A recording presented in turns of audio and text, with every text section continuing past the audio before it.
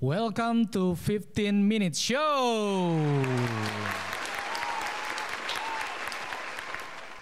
Kali ini gue menggantikan rekan gue, host yang katanya terkenal, katanya ya. Tahu hostnya siapa? Enggak ya, sama. Gue baca hostnya Wahyu Wiwoho. Emang agak mirip sama gue sih, kacamataan gitu ya. Masih muda juga, stylish juga. Cuman ada bedanya. Rambutnya nih udah putih banget gitu. Ya, kebanyakan nongkrong di tembok orang kaya nih orang. Jadi orang lagi ngechat dia di bawahnya tuh. Itu rambut apa fans Madrid putih. Dan gue denger hobinya nih unik banget. Beda sama laki-laki yang lain. Dia katanya suka skincarean. Ya ampun, laki-laki tuh motoran, skincarean. Jangan-jangan medi-pedi juga lagi.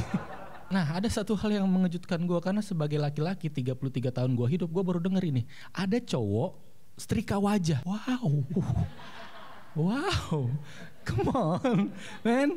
Yo, muka lu ke meja, hah? Wah, ini udah nggak bener nih. Wah, gila. Kayak sering banget nggak gue? Bukan kayak Will Smith. Tenang aja, Fit. Tenang. Gue nggak mau marah-marah. Gue berharap beneran lah. Nggak, maksudnya biar viral sekalian gitu kan. Jangan dong. Tapi Fit, gini. Gue coba tanya sama lo. Lo pernah nggak sih mencoba memposisikan diri sebagai audiensnya, orang yang di roasting, orang yang dijadiin bahan jokes lo?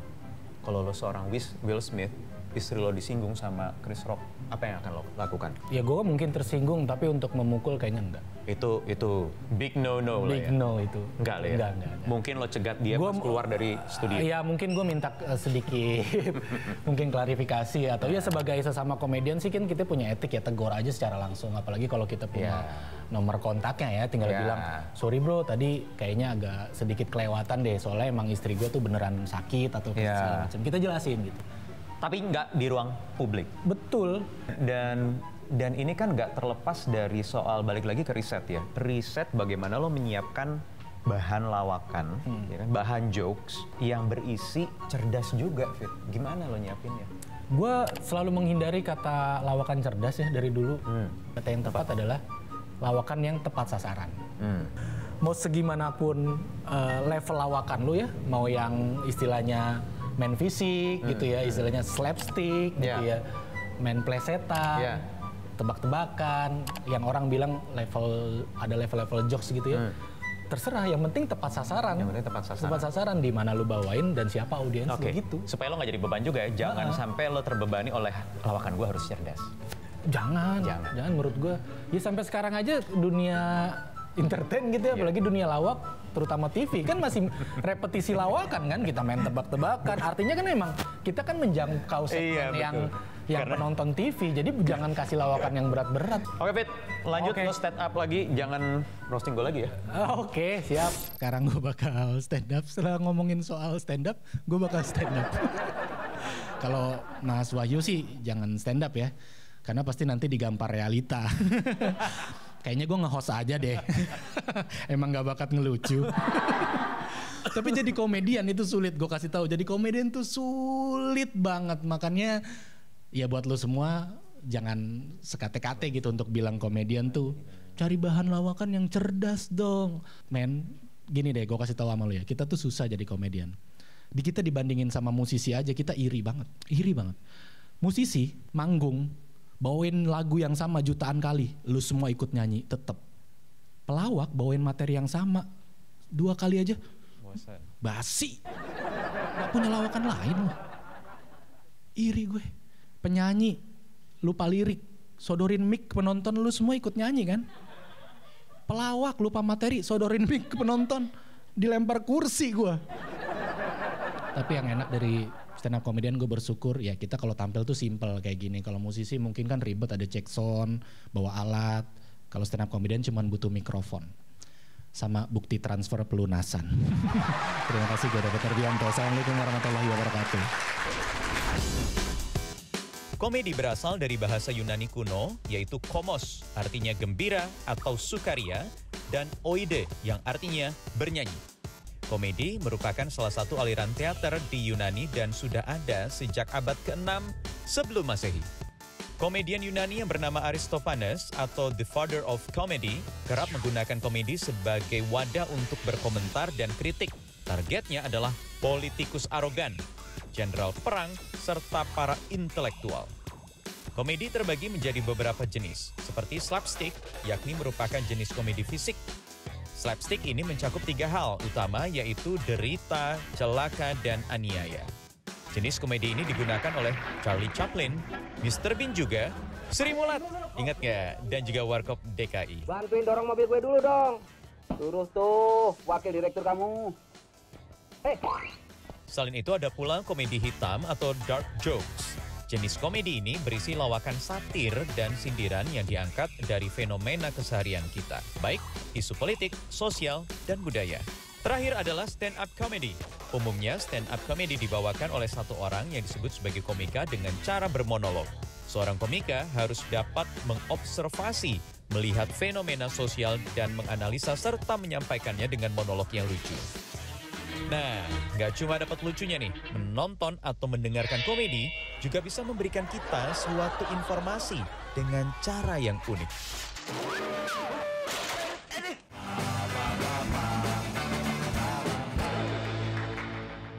Tahu nggak kalau industri komedi di Indonesia itu sudah sejak lama sebenarnya ada. Paling tidak yang tercatat nih ya, dari tahun 1950-an. Ingat nggak? Ada yang namanya Sri Mulat. Atau ada juga Ketoprak misalnya. Itu panggung dunia hiburan off-air, belum masuk ke TV. Yang kemudian memunculkan nama-nama tokoh komedian senior legendaris seperti Asmuni, kemudian Timbul, kemudian ada lagi, kalau favorit saya ini sebenarnya ya, Mas Tesi, yang membawakan gaya-gaya lawakan slapstick. Masuk kemudian di era tahun 70-an, 80-an, kita tahu ada yang terkenal, Warkop. Itu lawakan-lawakan di Orde Baru. Kalau saya sih mungkin membaginya, kalau Sri Mulat itu dulu awalnya Orde Lama, kemudian masuk Orde Baru.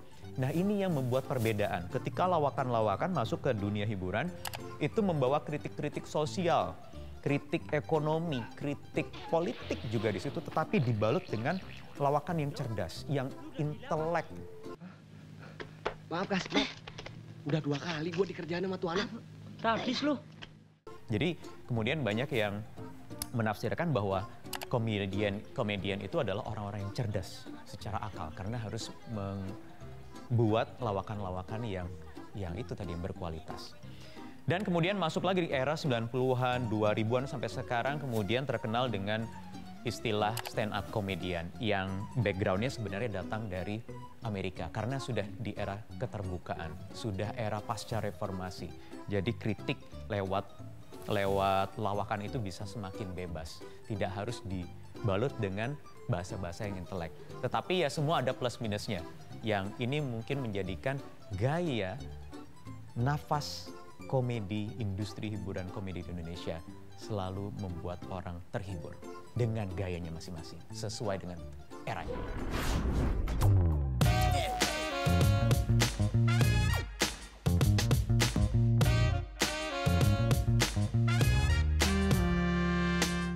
Berbahaya akrab sama orang Batak itu, bahaya. Udah akrab kan, hahe, bersih di meja itu. Asalnya ada handphone, dompet, bersih semua itu. Hati-hati kalian.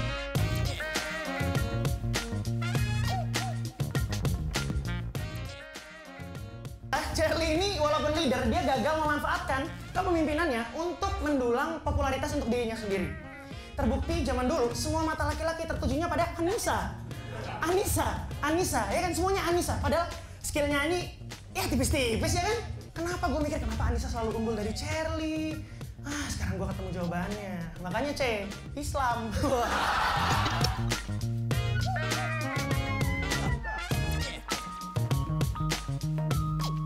Jada, I love you. G.I. Jane 2, can't wait to see it. All right? Uh-oh, Richard. Oh, wow. Wow. Will Smith just smacked the shit out of me.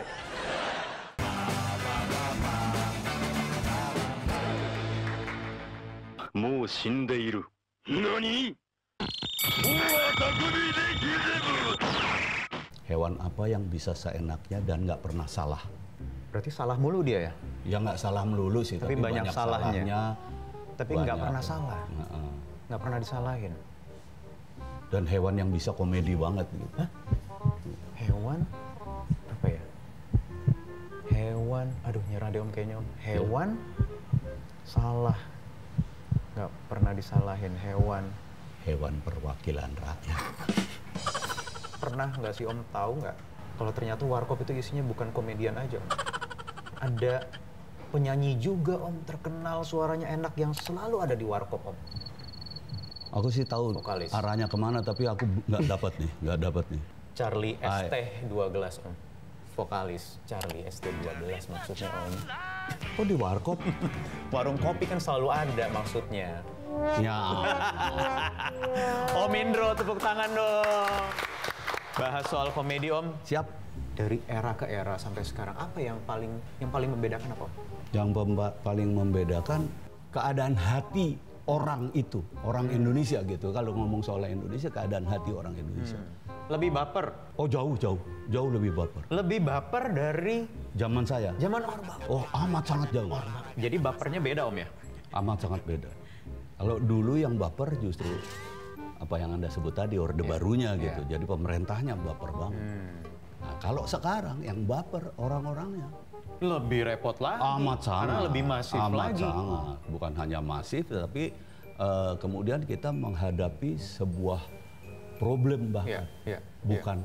Bukan part of problem gitu. Ini benar-benar problem luas. Jadi orang nggak bisa nganggap itu bahan lawakan Om? Nggak bisa.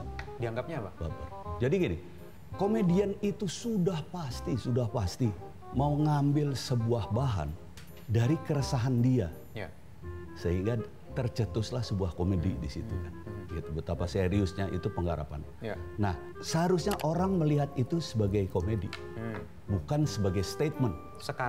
Sekarang orang melihat itu seolah-olah statement. Buat gue, cinta itu bukan I feeling you, you feeling I snacky goodbye. Kayak lo. Begitu kotor, main buang ke cucian. Makanya dianggap serius. Iya. Terus kemudian somasi lah bisa. Iya, somasi. Bukan somasi aja malah digeruduk Hukum. langsung. Oh, hukum rimba. Hukum, dikit-dikit lapor, dikit-dikit ini itu. Langsung ya. didatengin Hukum rimba di jalan. Hukum rimba di jalan. Gitu. Dulu malah nggak sampai seperti itu. Nggak ada. Dan bisa diakali dalam tanda kutip dengan humor yang cerdas, yang intelektual kalau bahasa saya. Seperti ya tertawalah sebelum tertawa itu dilarang. Ya karena waktu itu kita mau buat ketawa aja kok kayaknya dilarang gitu, dicegah ini kita kan pernah kena cekal kan, cegah tangkal. Jadi kalau buat saya seorang komedian itu adalah orang yang harus cerdas Om. Apalagi sekarang ya. Apalagi sekarang. Harus cerdas. Amat sangat gini, cerdas. makanya saya selalu kepengen ngomong gini. Jadi orang itu sederhana dan berbudaya lah. Karena ketika sederhana kita peka. Nah ini kadang-kadang kita merasa udah paling top, kita nggak peka, ya kan? Terus apa artinya komedi kalau cuma marah-marah doang orang-orang gitu kan? Kayak gitu. Itu kepekaan. Terus berbudaya. Ketika kalian berbudaya, akan berpikir gitu, wah ini nggak bisa nih kalau untuk masyarakat ini, karena gua menimbulkan gejolak yang nggak enak nih, menimbulkan keresahan. Dulu kita jaga betul, kita mengkritisi, tapi jangan sampai bikin keresahan di masyarakat. Itu kita jaga betul. Iya. Dan ini pesannya universal Om sebenarnya, bukan hanya untuk komedian aja, tetapi juga seluruh masyarakat. Seluruh masyarakat, bukan yang ini komedi aja. Oke Om, terima kasih Om sudah hadir di 15 Minutes. Kita battle lagi Om. Boleh? Aku punya aja satu lagi. Oke Om. Monyet kan jago manjat pohon kan. Ada monyet ini naik ke pohon. Ini monyet lagi dirundung duka lah kayak gitu ya. Monyet bisa sedih. Bisa loh, jangan salah. Naik ke atas pohon sekitar 30 meter. Tiba-tiba sampai di atas, dia lompat. Pertanyaannya sebetulnya nggak ada hubungannya sama kesedihan dia. Tapi gini pertanyaannya adalah, yang sampai bawah tanah, apanya duluan? Oh, kayaknya pernah denger nih. Ya Om, nyerah deh Om. Nyerah ya? Nyerah. Ini bulan puasa, kita jangan ngomongin orang, apalagi sampai binatang. Dia mau sampai apanya duluan, udah nggak usah dipikir. Terima kasih Om Indro udah datang di 15 Minutes Comedy Show hari ini. Luar biasa, ini tamu istimewa. Mudah-mudahan obrolan kita bisa bermanfaat. Nggak buat komedian, tapi buat seluruh masyarakat Indonesia. Jangan lupa tertawa ya Om ya, sebelum tertawa itu dilarang. Dadah, sampai jumpa.